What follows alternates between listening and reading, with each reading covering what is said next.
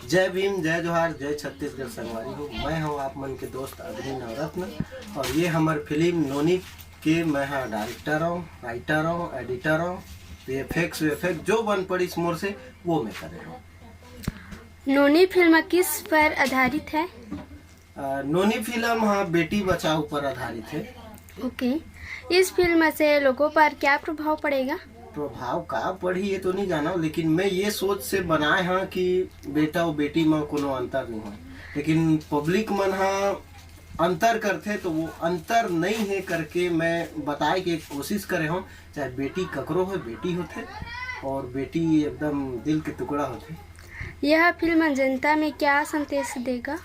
संदेश तो मेरे हिसाब से ये देना चाहिए कि भाई एक बेटी है, बेटी जब पेट में रही थे, गर्भ में रही थे तो ओला अपन दाई दादा से एक डर महसूस हो लगते। एक कहे बोले एक बात है कि ये सच्चाई है तो नहीं पता, लेकिन एक रही थे जरूर कि भाई वो पेट में है तो ओला मार झंदा है। अब उकर बाद जब दुनिया में थे तो सबके बुरी नजर रहती तेती से खतरा।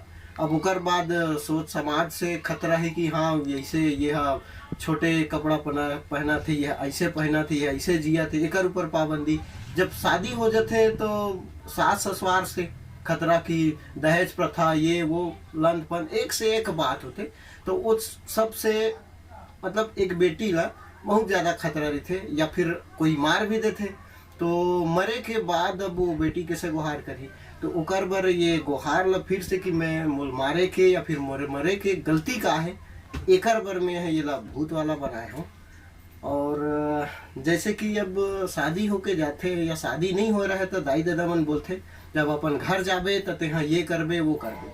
अब जब शादी हो पाते तो ससुराल वाला मन बोलते कि तोर घर से ते कुछ सीख के नहीं आयस। तो मोर कहे के मतलब है कि बेटी के घर कति है, ससुराल वाला बोलते मैके ला और मैके वाला बोलते ससुराल ला, तो एमा दोनों के बीच में पीस के रह जाते। तो ये सब ला सोच के मैं ये छोटे से बेटी ऊपर बनाए हम। आप मन देखू, अच्छा लगी तो लाइक करूँ, कमेंट्स करूँ और जनता में फैलाहू।